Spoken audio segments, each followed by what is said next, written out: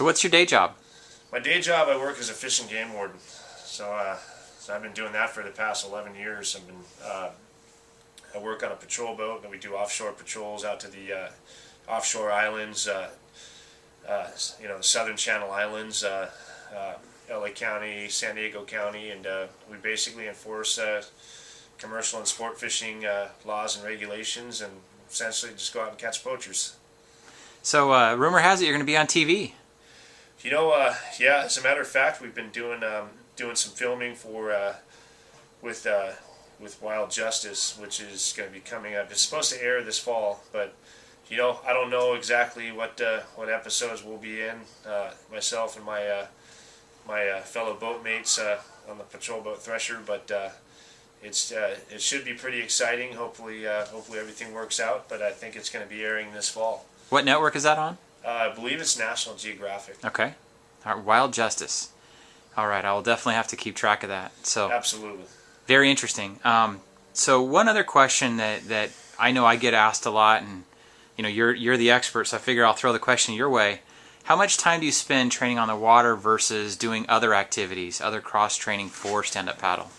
Well, that's a good question, and as far as most of my time is on the water, but approximately usually two mornings a week, I go to, I've got a gym that I train at, Sports Performance Institute in Laguna Beach, so located in Laguna Canyon.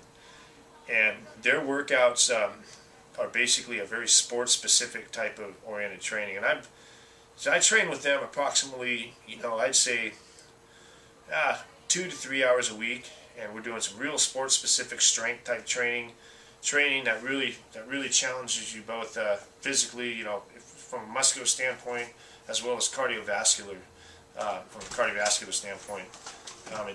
In addition to that, I spend about approximately 2 hours a day on the water, 5 to 6 days a week. So I'm about 2 hours a day on the water, 5 to 6 days a week. I'll throw about 2 or 3 hours in the gym, Sports Performance Institute. And then, in addition to that, maybe I'll throw, I've got a Concept 2 rowing machine. I'll work out on that a couple of times a week as well, just to push myself, get that cardiovascular workout in, just to get that little extra push. So as far as total hours, you're looking at 6 days at 2 hours a day. You're looking at 12 hours on the water a week, and 3 hours in the gym, and maybe an extra couple of hours on the Concept 2 rower. So you had another interesting exercise we were talking about earlier, which involves a sledgehammer. Yes. Is that one you're willing to share? Absolutely. My trainers over at Sports Performance Institute, Mike Catanzaro, mainly Mike Catanzaro, he introduced me to a 16-pound sledgehammer and a tractor tire. You can find a tractor tire and a 16-pound sledge. It's exactly, I would say, as far as muscle recruitment, it's like 90% the same muscles in that as you would in the paddle stroke. In addition to kettlebell workouts as well, but the sledgehammer, that's I'm actually going to look to go buy my own sledge and go find a tire and put it in the garage. Hopefully my wife will be okay with it, but what she doesn't know won't hurt her, right? You want to give me a quick demonstration of what the movement looks like for that? Yeah, I don't have you can just fake it. It's no big deal. So basically the movement, okay. And by the way, everybody, we're actually coming to you from Rob's gym. It's his garage/gym. We thought this would be the best place to do this because when Rob's not on the water, this is where he's at. Yeah, it's kind of helter-skelter in here right now, but basically a sledgehammer.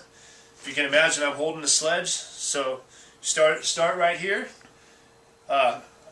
straight over your head, and come straight down. So it's basically like this. Or you can rotate. Whoops, hold on. You can rotate. And what you're doing is you're working these same muscles, all these lat muscles, all these core muscles. And if you imagine, it's the same as the paddle stroke. So you got the paddle stroke goes like this. Now watch when I do the sledge. So do you find you're actually careful when you swing the sledge to try and make sure technique-wise you're doing the same exact rotations? And yeah, absolutely. It's absolutely, I'd say 90% similar to the paddle stroke. So I really firmly believe in, and I just started doing it the last, I don't know, the last couple of weeks here, but it's a good workout, good training session. Yeah, I believe it. And it's funny, one of the things back, when the Buccaneers were really good, I remember Mike Allstott talking about one of the things that made him such a great runner, with the ball, especially in the short yardage stuff, was pushing his Jeep up a hill. Everybody else is using all the fancy equipment and the latest and greatest technology. He's got tires around him pushing a Jeep up a hill. So, it's sometimes these older methods is what works best. You know what, absolutely. I mean, you've got to get creative. I really believe in getting creative with your workouts. I'm a creature of habit. I've got the tendency to, do the same thing every day, in and out. And, one day I was at the beach and I wanted to go do a run, swim, run, and I saw a big log on the beach, and I'm thinking, well, you know what? I want to start doing squats with this log. Just start doing over-unders, pushing the log, and then you throw some burpees in there, and then you swim, and then you run, and you just got to the whole concept is you just have to keep the body moving, but keep shocking the body, but it all helps, and I think cross training is really important for the sport of stand-up paddling. A lot of core work, a lot of legs too. If you don't work your legs, if you're out there in snotty conditions and your legs start fatiguing and you can't stay up on your board, it's really not going to be any use having a strong core, strong arms. If you can't stand, you can't paddle. Mm-hmm. Very true. So who have been a couple of the, if you were to say you've had any mentors or any influences in the sport that have really kind of helped you along, maybe early in the day, maybe still to this day, who would you say have been some good influences and some good mentors for you in the sport? I would have to say unequivocally the two guys. There's two guys that really come to mind, and there's the sport's filled with great people, great mentor types, so on and so forth. But the two guys that really come to mind are E.J. Johnson and Chuck Patterson. And I've always kind of looked to those guys for advice. They've always helped me out, as far as, whatever have you, sports-specific issues, questions, things like that. I've always looked to them for advice, and they've always steered me in the right direction. Both a couple of great guys, as far as I'm concerned. They're both pioneers of the sport in California, more or less. Obviously, Laird Hamilton and Dave Kalama. I've met Dave a few times. And Dave is an incredible human being, and he's obviously a mentor type, for folks out in Hawaii and so on and so forth, as well as reaching out to people in the U.S. But for me personally, I see EJ and I see Chuck, on an almost daily basis, and I've really come to know them. I can remember the very first time I saw EJ paddling.